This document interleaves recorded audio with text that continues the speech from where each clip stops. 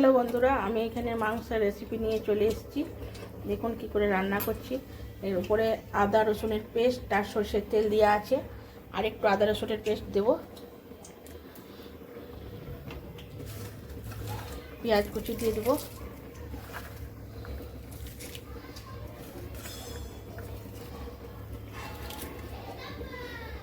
আর এর মধ্যে আছে হলুদ, মিট মশলা, গরম মশলা, জিরে গুঁড়ো, ধনে গুঁড়ো, কাশ্মীরি লঙ্কার গুঁড়ি, লবণ, মানে কাঁচা লঙ্কা আছে। এগুলো সব কিছু দিয়ে ভালো করে মেখে নেব।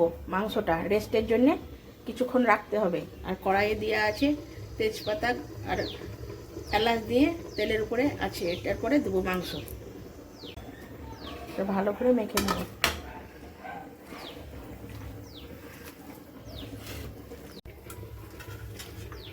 এর মধ্যে পেঁয়াজ দিয়ে দেবো,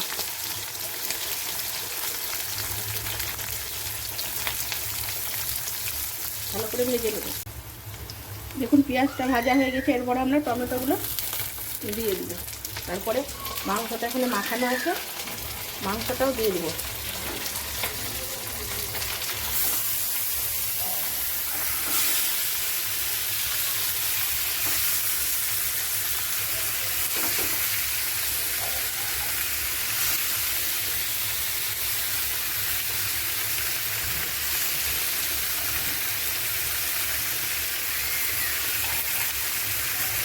মাংসটা ভালো করে কষে নেব।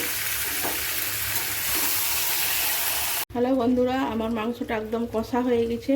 এবার আমি সয়া সস আর টমেটো সস একটু দিয়ে, সামান্য একটু জল দিয়ে নেড়ে চেড়ে আমার রেডি হয়ে যাবে মাংস।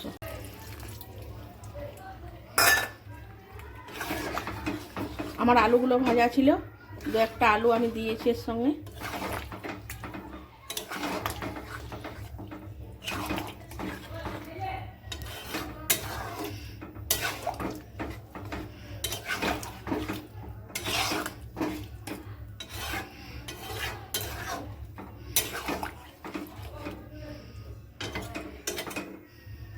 আমি ধনে পাতা দিয়ে রান্নাটা বন্ধ করে দিয়েছি। হয়ে গেছে আমার রান্না।